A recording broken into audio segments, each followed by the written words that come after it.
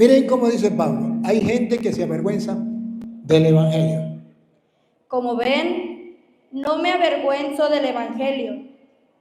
San Pablo dice, hay gente que se avergüenza del evangelio. Pero como ustedes ven, yo no me avergüenzo del evangelio. Hermanos, en medio de un mundo lleno de tiniebla y de oscuridad, que no sabe para dónde va, solamente ustedes saben decir que el mundo marcha mal, que México está mal,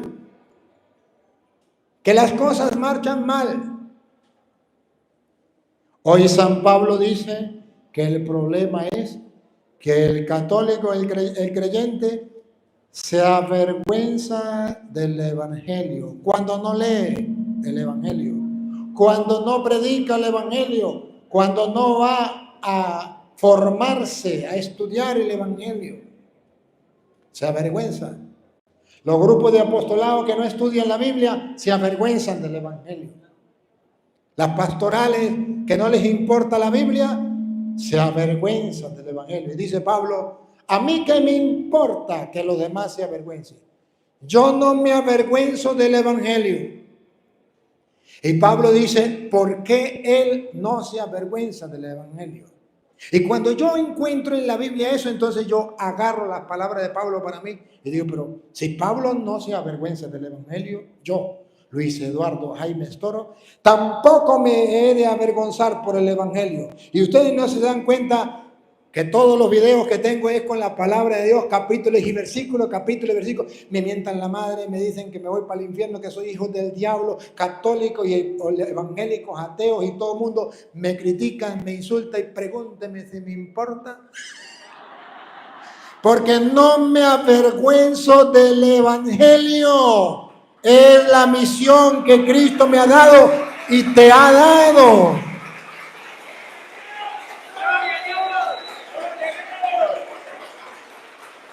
Pero ojo, ¿y por qué no me avergüenzo del evangelio? Dice Pablo. Porque Pablo está convencido 100%, convicción plena y total de algo. Cosa que ustedes y yo todavía no lo hemos logrado. ¿De qué está convencido Pablo? No me avergüenzo del evangelio porque está convencido de algo. ¿De qué? Repítalo. Como ven, no me avergüenzo del evangelio. ¿Por qué? ¿Por qué Pablo no se avergüenza del evangelio? Es una fuerza de Dios y salvación para todos los que creen. ¿Por qué no se avergüenza del evangelio? ¿Por qué? Lea, ¿por qué? Ahí dice ¿por qué? Porque es una fuerza. Uy, aleluya, ¿por qué se comió el porqué? No se coma el porqué. El porqué es la razón. No me avergüenzo del evangelio porque, otra vez. Porque es una fuerza de Dios y salvación para todos los que creen. Otra vez, no me avergüenzo del evangelio, completo. Otra vez, despacio. Porque es... No me avergüenzo. Desde dice, no me avergüenzo. Okay. No me avergüenzo del evangelio. No me avergüenzo del evangelio. ¿Por qué? Porque es una fuerza de Dios. Primera cosa, ¿por qué no se avergüenza del evangelio? Porque es una fuerza de Dios. Y segundo, y salvación para todos los que creen. Entonces San Pablo dice, yo no me avergüenzo del evangelio porque sé que el evangelio es una fuerza de Dios. O sea que cuando yo predico el evangelio, yo no voy con mi fuerza. O sea que cuando yo predico el evangelio, no es el padre Luis Toro el que obra y actúa para que ustedes estén ahí pendientes. De verdad que soy simpático, pero no tanto. No. Es porque el evangelio es una fuerza de Dios. Que todos ustedes cuando estaban tomándose la foto conmigo decían, padre, me ha ayudado mucho los videos. Ha cambiado mi vida. me ha motivado, algo ha pasado en mi vida. Sí, es una fuerza de Dios que al salir de mis labios después de haber hecho oración, impacta en la mente y el corazón de quien lo oye. ¿No lo han vivido? Porque yo, como Pablo, creo que la Biblia, la palabra de Dios, es una fuerza de Dios. Pero no solamente fuerza de Dios. Segundo, y salvación para todos los que creen. porque yo estoy convencido que el evangelio que predico es salvación para todo aquel que quiera creer. Los protestantes que no quieran creer, eso es problema de ellos. Los católicos que no quieran creer, eso es problema de ellos. Los ateos que no quieran creer, eso es problema de ellos. Pero aquel que quiera creer es salvación para el que cree el evangelio. Estoy convencido y por eso hago el sacrificio de venir para acá. ¿Sabe cuánto duramos ayer viajando para acá? 10 horas en carro. El pobre chofer decía, ¿y cuándo vamos a llegar?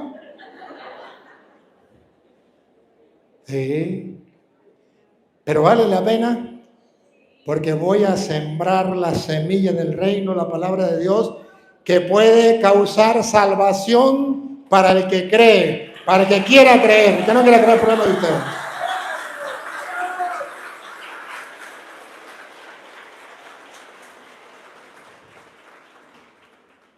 Entonces, queridos hermanos, necesitamos convencernos. No tenemos convicción. El católico ha tenido una fe que heredó de su papá y su mamá y que no sabe ni qué cree ni por qué lo cree. ¿Y usted por qué va a misa? Porque mi mamá me traía a misa.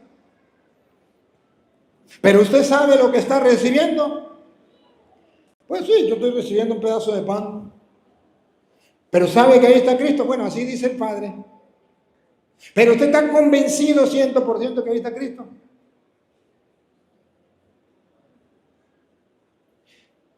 Si el católico estuviera convencido 100% que ahí está Cristo, no habría un católico que se metiera a protestante. Porque al meterse a protestante más nunca vuelve a recibir a Cristo.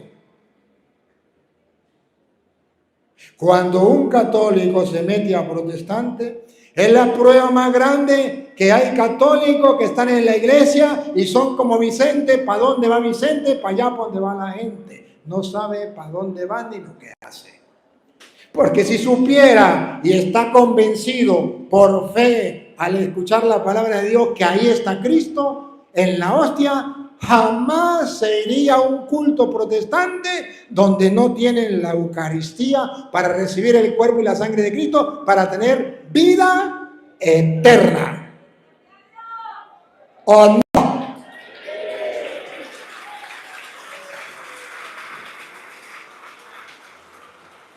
Gracias.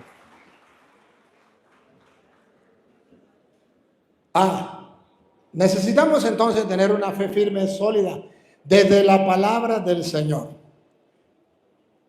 Ahí la importancia. A ver, ¿han escuchado hablar de nuestro Señor Jesucristo?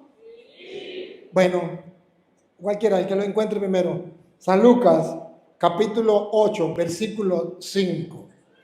A mí me fascina como nuestro Señor Jesucristo lo presenta en San Lucas, capítulo 8, versículo 5 en adelante. A ver. El sembrador salió a sembrar su Alabo y bendigo a Dios que nos habla con toda sencillez y claridad. Toma el ejemplo de un campesino que siembra una semilla. ¿Quién no entiende ese ejemplo? Niños, jóvenes, adultos, feos, bonitos, pobres y ricos. Lo entendemos. Otra vez. El sembrador salió a sembrar. A ver, ¿quién es el sembrador? Jesucristo el Señor. ¿A qué vino Cristo? A sembrar. ¿Qué vino a sembrar Cristo? Atención, ¿qué vino a sembrar? a sembrar su semilla. Su semilla. ¿Captaron? ¿Qué es lo que Cristo va a sembrar? Su semilla. No, su semilla. No la semilla del vecino. La de él. Repítanlo. Salió a sembrar su semilla. ¿La semilla de quién? De Cristo, de él. Pero nos quedamos perdidos porque no sabemos cuál es la semilla. Señor, ¿y cuál es la semilla? Versículo 11. ¿Cuál es la semilla? Esta es, pues, la parábola, la semilla. La semilla, ¿qué es lo que queremos saber? ¿Cuál es la semilla? Porque el sembrador, que es Cristo, vino a sembrar la semilla. Pero tenemos que saber cuál es la semilla. A ver, la semilla otra vez. La semilla. ¿Están dispuestos para escuchar cuál es la semilla?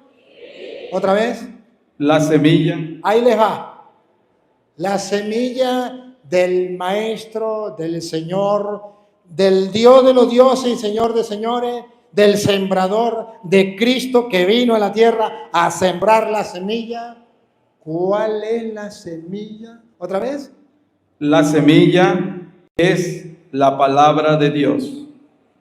Listo. No se hable más. Caso cerrado. ¿Cuál es la semilla? Jesucristo, tu Señor, mi Señor, vino a sembrar una semilla en el mundo. Y la semilla es la palabra de Dios. Oh, y te llamó y me llamó para estar con Él y para enviarnos a predicar la palabra de Dios, que en castellano significa que nos mandó a sembrar la semilla. Ahora pregunto, ¿y los trabajadores del reino dónde están?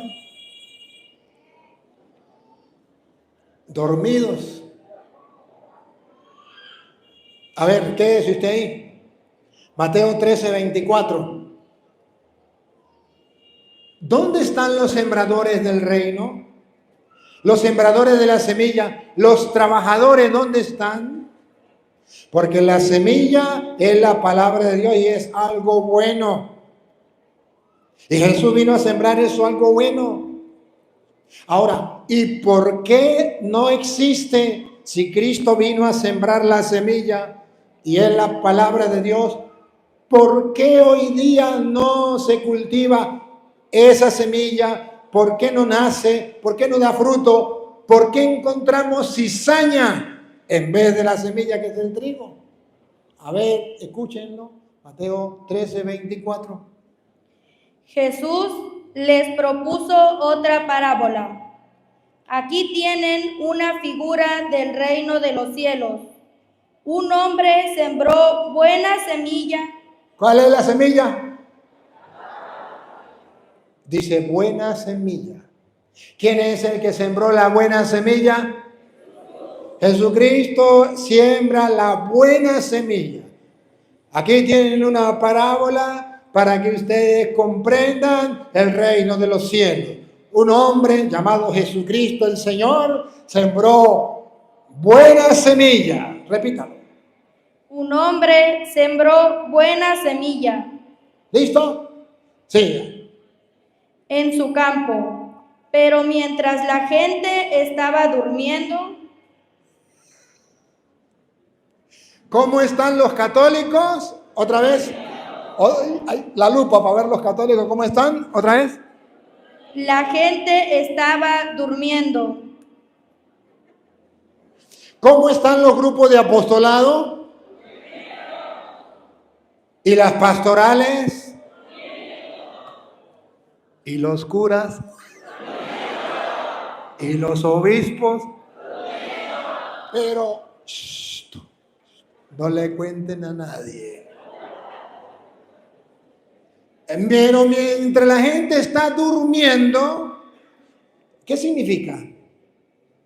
Que no estamos sembrando la semilla, que no estamos predicando la palabra de Dios. Eso significa dormir. Que no estamos leyendo la palabra de Dios, eso significa dormir. Cuando el sembrador, que es Cristo, que nos llamó para estar con Él y para salir a sembrar, a predicar el Evangelio, vaya y prediquen el Evangelio a toda criatura. Él que nos invitó, Él que nos llamó, Él que nos contrató para trabajar en el reino de Dios, de sembrar la semilla, dice que estamos dormidos. O sea, que los ministros de Cristo, que los trabajadores del reino, tenemos pereza espiritual. ¿Es que no lo ven? Pero esa pereza es fácil cuando usted la ve en el otro. Cuando yo dije que los curas estaban dormidos, bueno, yo dije, ¿y los curas? Ustedes dijeron, ¡dormidos! Ahí gritaron. Porque es fácil ver al otro. Pero para verse uno mismo, eso sí es difícil.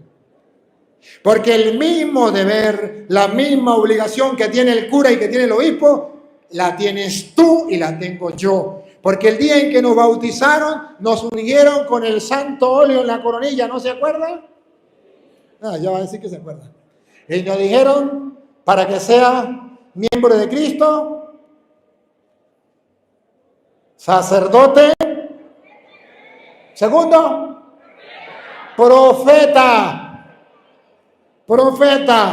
O sea que el día en que nos bautizaron, nos consagraron sembradores de la semilla, ministros del reino, trabajadores del reino como profeta para ir a predicar el evangelio de Cristo. Pero antes debe escucharlo, debe alimentarse, tomar la semilla, porque usted no puede sembrar la semilla si no la tienes.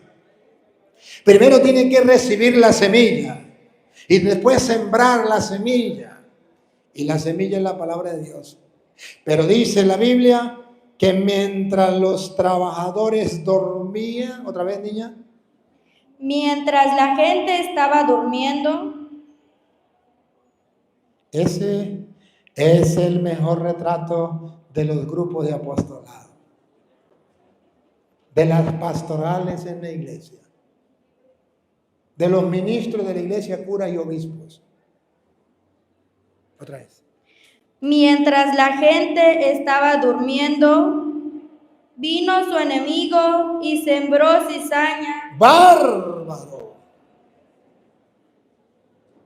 ¿No se dan cuenta que si ustedes y yo dormimos, el diablo, que sabe que la semilla del reino es la palabra de Dios, no duerme? Y mientras nosotros dormimos, Él manda a sus ministros a sembrar la cizaña. Y cuando vemos a un mundo que marcha mal, oscuro y en tinieblas, y que parece que esto no tiene arreglo, es porque los católicos se han quedado dormidos y no han sembrado la semilla, y el enemigo ha sembrado la cizaña. ¿Qué vamos a hacer? ¿Quedarnos lamentándonos? Diciendo esto no tiene arreglo, esto no lo soluciona nadie. No. Comencemos a sembrar. Comencemos a trabajar. Si ustedes no lo hacen, pregúntenme si me importa. Yo cumplo con hacerlo yo. Yo cumplo con hacerlo y decirles cómo hacerlo. Yo cumplo con hacerlo y decirles que tienen que hacerlo. Y comprobarle con la Biblia que Dios te llama y me llama a hacerlo. Vamos a la acción. No podemos ser discípulos dormidos. Por eso Jesús dijo, la mies es mucha, pero los que trabajen. Eso significa que hay muchos católicos, pero quienes prediquen la palabra de Dios, pocos. Y el diablo es tan astuto que esos pocos que hay para predicar la palabra de Dios, el diablo manda a callarlos. A ver usted, un día métesele el loco y comience a predicar la palabra de Dios, a ver si no lo callan. A ver si los que están en la iglesia por llenar bancas no le van a decir, usted está loco. Y llaman al cura y le dicen, mire, Petronilo anda loco, que predicando la palabra de Dios está loco. Y le hacen la guerra. Y hay sacerdotes que no están convencidos que hay que sembrar la palabra de Dios. Entonces llaman al laico y le dicen, acá le prohíbo predicar, porque aquí mando yo. ¿Y qué mandó Cristo? Vayan y prediquen. Pero yo le prohíbo predicar. ¿Está siendo instrumento de qué? Del diablo. Ni lava, ni presta la lavadora. ¿Sí? Y los hay. Y los hay. Fui a Ecuador. ¿Ecuador qué fue? Ah, ya se me olvidó, creo que sí. ¿Fue Ecuador? Sí, fue en Ecuador. Me decía un obispo, me costó mucho traerte. ¿Y por qué? Digo, porque aquí hay un obispo que no lo quiere a usted. Y no quería que lo invitara. Y le dije, ¿por qué? Dijo, porque él no está de acuerdo que predique la palabra de Dios. Entonces, ¿para qué no mandó Cristo? ¿Para qué? Y entonces, para que yo no lo trajera, me dijo, averigüe, porque ese cura no tiene permiso de su obispo. Ese no está en comunión con la iglesia. Ese está excomulgado. Entonces, por eso le pedí todas las credenciales suyas. Y cuando me di cuenta de las credenciales suyas y la carta de su obispo, dije, pero ¿qué pasa? Me di cuenta que había envidia. Oye, caramba. Ni lavan, ni prestan la lavadora.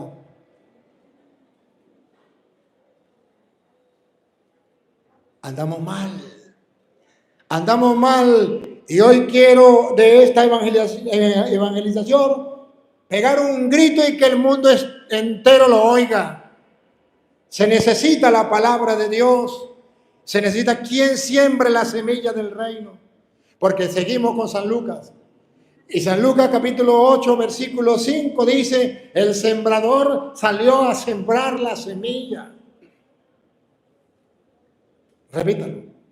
El sembrador salió a sembrar su semilla, y mientras sembraba, una parte cayó junto al camino. Jesús sembró la buena semilla del reino. Y sembró la semilla, pero una cayó a lo largo del camino. ¿Y cuál es el problema cuando se siembra la semilla? Que una parte cayó a lo largo del camino. La semilla es la palabra de Dios. ¿Y qué significa a lo largo del camino? ¿Y cuál es el problema? Escúchenlo. Y fue hollada, y las aves.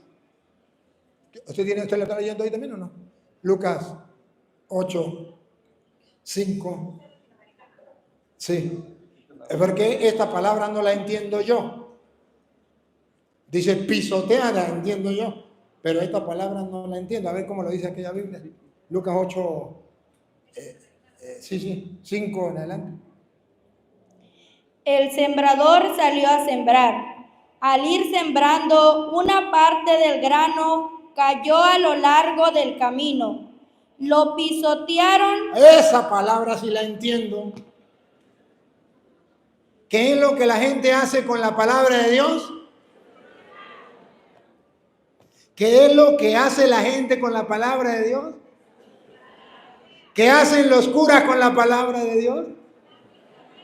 ¿Y qué hacen los obispos con la palabra de Dios? La pisotea. ¿Sabe qué significa pisotear? ¿A mí qué me importa? ¿Sabe qué significa pisotear? Que la palabra de Dios a mí no me dice nada. Que me vale un comino. Que más importante es estudiar geología, estudiar teología, que la palabra de Dios. En el seminario se está pisoteando la palabra de Dios.